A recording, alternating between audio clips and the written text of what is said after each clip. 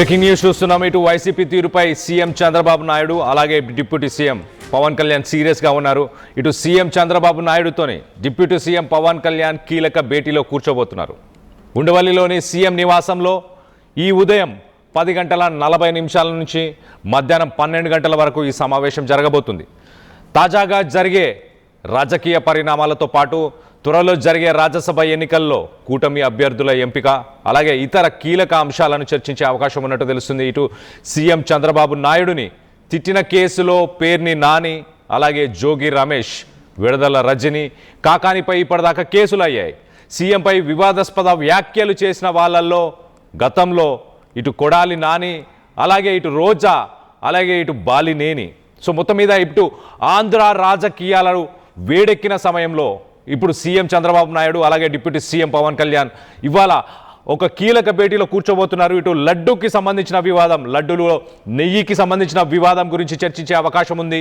ఏదైతే ఛార్జ్ షీట్లో animal fat mix చేశారంటూ పేజ్ నెంబర్ 35లో రాసుందో దాన్ని ఇటు లీగల్గా పొలిటికల్గా దాన్ని ముందుకు తీసుకెళ్లే ప్రయత్నం ఇటు కూటమి ప్రభుత్వం చేయబోతుంది. అలాగే ఇటు రాజకీయ పరిణామాలు ఏవైతే చోటు చేసుకున్నాయో ఇటు గడిచిన 3-4 రోజుల నుంచి ఇటు అంబటి రాంబాబు ఇష్యూ కావచ్చు, ఇటు జోగి రమేష్ కావచ్చు, మరి రానున్న రోజుల్లో ఇటు రెడ్ బుక్లో ఉన్న పేర్లలో ఎవరినైనా అరెస్ట్ చేసే అవకాశం ఉందా?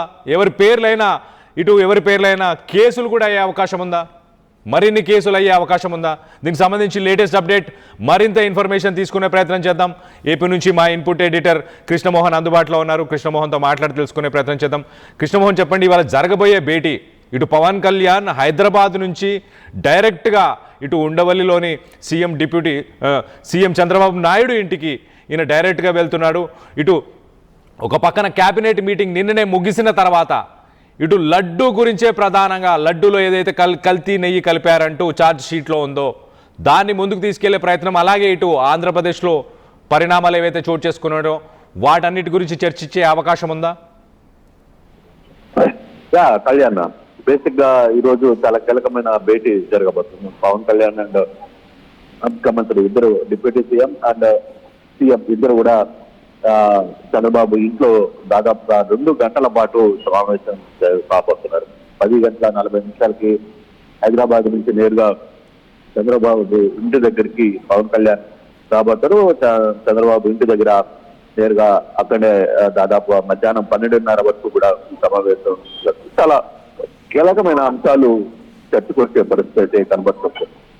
ఇటీవల కాలంలో ఢిల్లీ కూడా పవన్ కళ్యాణ్ వచ్చిన పరిస్థితి, తాను స్టేట్ లో సెంట్రల్ క్యాబినెట్ లో మాకు ఒక అవకాశం కావాలని కోరిన అంశం ఒకటి మనకి వెలుగులోకి వస్తుంది. అలాగే ఇప్పుడు చంద్రబాబుతో మాట్లాడుతున్న పరిస్థితుల్లో కూడా ఒకటి రాజ్యసభ రాబోతుంది, ఒక సీటు కావాలని కోరబోతున్నారు.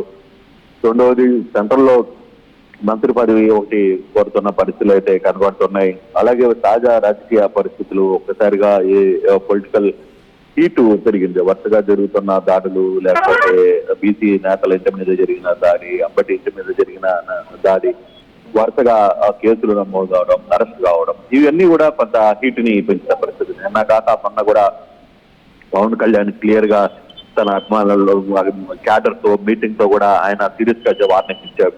ఒకవైపు వైసీపీ మన మీద దాడి చేస్తుంటే మీరు ఎందుకు మమ్మల్ని పట్టించుకోవట్లేదు, అన్నిటికీ నేనే మాట్లాడాలా, మీరందరూ ఉండి ఎందుకు అని చెప్పి ఆయన అలిగి సీరియస్ గా అక్కడి నుంచి వెళ్ళిపోయిన పరిస్థితి. చివరికి తన అన్న నాగబాబు ముందు కూడా ఆయన పేరు చేయాలి, కోండబ్రత్తులో ఒప్పుకునేది లేదు, నువ్వు పిచ్చి పిచ్చి వేరే మాటలు మాట్లాడతావు, ఈ విషయాలైతే మాట్లాడవా అని నాగబాబును కూడా మాట్లాడిన పరిస్థితి. కొంత సీరియస్ గానే డిస్కషన్ జరుగుతోంది. కల్తీ నెయ్యి విషయంలో ప్రభుత్వానికి సరైన మైలేజ్ రావట్లేదు అనే ఒక ఫీడ్బ్యాక్ వాళ్ళకి బలంగా ఉంది. నాయకులు కానీ నిన్న మంత్రులు కూడా ముఖ్యమంత్రి చంద్రబాబు పర్టికులర్ గా అందరికి కూడా అదే వ్యవహారాన్ని గట్టిగా చెప్పారు.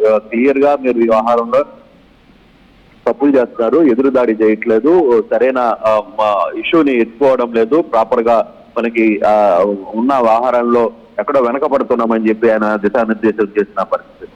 సో ఈ రోజు పవన్ కళ్యాణ్ భేటీ కూడా చాలా కీలకమైన అంశంగానే మారుతుంది. దాదాపుగా 2 గంటల పాటు వీళ్ళిద్దరూ భేటీ కాబోతున్న నేపథ్యం మనకు కనబడుతుంది.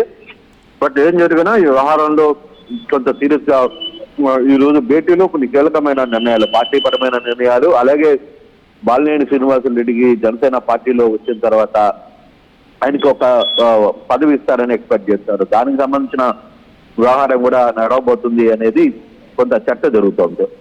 ఈరోజు కీలకమైన భేటీలో ఈ సందర్భంగా ఇటీవల జరిగిన ఢిల్లీ వ్యవహారాలు, తర్వాత పార్టీ వ్యవహారాలు, తర్వాత రాజ్యసభ, తర్వాత కేంద్ర మంత్రి పదవి, ఇవన్నీ కూడా చర్చకొచ్చే పరిస్థితి చాలా స్పష్టంగా కనపడుతోంది కళ్యాణ్. కృష్ణమోహన్, ఇటు లడ్డు వివాదానికి సంబంధించి కమిషన్ ఆఫ్ ఎంక్వైరీని, నిన్న ఒక కమిషన్ ఆఫ్ ఎంక్వైరీని కూడా వేద్దామని ఆలోచిస్తున్నారు కదా, దాంట్లో ఇటు వైసీపీకి సంబంధించిన వాళ్ళలో ఎవరి పేర్లు జోడించే అవకాశం ఉంది, మాస్టర్ మైండ్స్ ఎవరని తెలుసుకోవాలన్న ఉద్దేశంతోనే ఈ కమిషన్ ఆఫ్ ఎంక్వైరీని వేస్తున్నట్టు తెలుస్తుంది. సో ఇంకా ఏమైనా అరెస్టులు కానీ కేసులు కానీ అయ్యే అవకాశం ఉందా?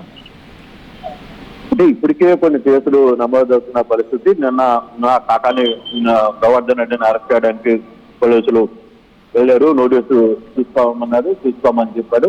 నాకు ఎఫ్ఐఆర్ కాపీ ఇస్తే కానీ నేను తీసుకోనని చెప్పి కాకాని గోవర్ధన్ రెడ్డి క్లియర్ గా పోలీసులకి చెప్పిన పరిస్థితి. ఫర్దర్ గా చూసుకుంటే పేరు నాని మీద కొన్ని కేసులు కట్టే ప్రయత్నం చేస్తున్నారు. తర్వాత విడుదల రజని మీద కేసులు పెట్టారు. ఇవన్నీ కూడా కేసులు అయితే వరుసగా టార్గెటెడ్ ఎవరైతే ఉన్నారో వాళ్ళందరి మీద కేసులు అయితే ప్రభుత్వం కడుతోంది. బట్ అది అరెస్ట్ దాకా వెళ్తుందా లేదా అనేది ఈ రోజు రేపట్లో జరిగే పరిణామాలు బట్టి అర్థం అవ్వాలి. ఎటువంటి సిచ్యువేషన్ ఉంటుందా అనేది మనకు తెలుస్తుంది. అదే right Krishnamohan, thanks for the latest update. మొత్తం మీద ఇటు సీఎం చంద్రబాబు నాయుడు అలాగే డిప్యూటీ సీఎం పవన్ కళ్యాణ్ ఇవాళ 10:40 నుంచి మధ్యాహ్నం 12 గంటల దాకా ఇటు క్యాబినెట్ మీటింగ్ తర్వాత లడ్డూకు సంబంధించిన వివాదం గురించి చర్చించే అవకాశం ఉంది.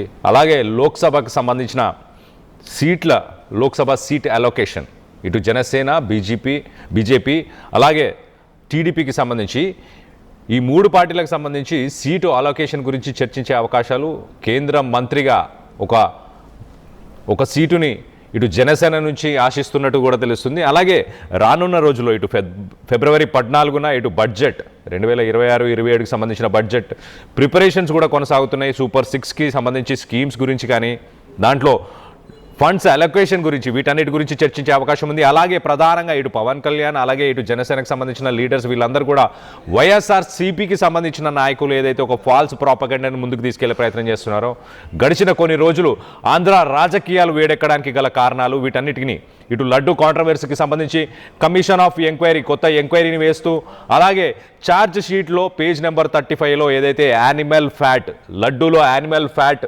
కలిగి ఉంది, దాని ప్రెజెన్స్ ఉంది అంటూ చాలా క్లియర్గా ఇటు లీగల్ ఛార్జ్ షీట్లో మెన్షన్ చేసిన ఆ పాయింట్ని ముందుకు తీసుకెళ్లే ప్రయత్నం ఇటు లీగల్గా, పొలిటికల్గా దానికి సంబంధించి ఒక స్ట్రాటజీని కూడా ముందుకు తీసుకొచ్చే ప్రయత్నం కనిపిస్తున్నట్టు కూడా తెలుస్తుంది. సో మొత్తం మీద ఇటు డిప్యూటీ సీఎం పవన్ కళ్యాణ్ ఇటు హైదరాబాద్ నుంచి డైరెక్ట్గా ఇటు అమరావతికి బయలుదేరడం, దాని తర్వాత అక్కడ ఉండవల్లిలో 10:40 ఇటు సీఎం చంద్రబాబు నాయుడుని కలిసి ఈ అంశాలన్నీ కూడా చర్చించబోతున్నారు. ఇటు క్యాబినెట్లో తీసుకున్న డెసిషన్స్ తర్వాత, ఇటు క్యాబినెట్లో నిన్న తీసుకున్న డెసిషన్స్లో ఇటు కమిషన్ ఆఫ్ ఎంక్వైరీ, లడ్డు వివాదానికి సంబంధించి కమిషన్ ఆఫ్ ఎంక్వైరీని కూడా వేయబోతున్నట్టు.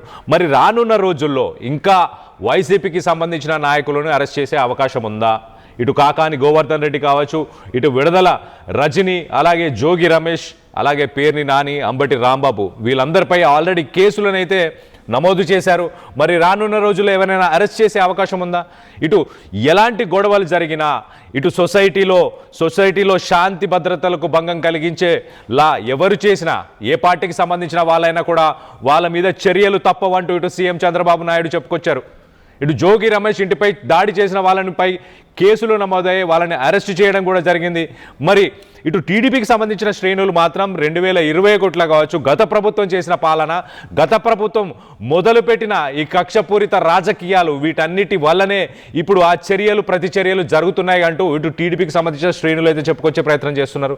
సో మొత్తం మీద ఇటు రెడ్ బుక్కి సంబంధించిన పేర్లు ఇప్పుడు తెరపైకి వస్తున్నాయి. రెడ్ బుక్కి సంబంధించిన పేర్లపైన, అందులో ఉన్న వాళ్ళపైన కేసులు అయ్యే అవకాశం ఉందా? వాళ్ళందరినీ కూడా జైలుకు పంపించే అవకాశం ఉందా? ఇటు 2024లో కూటమి ప్రభుత్వం ఏర్పాటైన తర్వాత అప్పుడున్న IPS-IAS ఆఫీసర్లు బదిలీ అవ్వడం, ట్రాన్స్ఫర్ చేయడం, వాళ్ళని వివిధ డిపార్ట్మెంట్స్పై పంపించడం కానీ, ఎంక్వైరీస్ చేయడం కానీ, వాళ్ళపైన కేసులు నమోదు చేయడం కానీ, ఇవన్నీ మనం చూస్తూనే వచ్చాం. ఇప్పుడు రెడ్ బుక్లో ఉన్న పేర్లపైన వాటి మీద ఫోకస్ ఏమైనా ఉందా? ఇటు టీడీపీకి సంబంధించిన శ్రేణులు అయితే ఇదంతా మొదలు పెట్టింది వైసీపీకి సంబంధించిన నాయకులే కదా అంటూ వాళ్ళు చెప్పుకొస్తున్నారు. మొత్తం మీద ఈ గడిచిన కొన్ని రోజుల నుంచి జరిగిన సంఘటనలన్నింటినీ చూస్తే మీకేమనిపిస్తుంది? మీ అభిప్రాయాలను కింద కామెంట్ రూపంలో తెలియపరచండి. చరిత్ర సృష్టించినోడు ఇప్పుడు ఆ చరిత్రని తిరగరాయబోతున్నాడు. అబద్ధాల గోడల్ని బద్దలు కొట్టి నిజాలను రాగా మీ ముందుంచబోతున్నాడు. నిజమైన వార్తల కోసం వెంటనే డౌన్లోడ్ చేసుకోండి రా యాప్ని.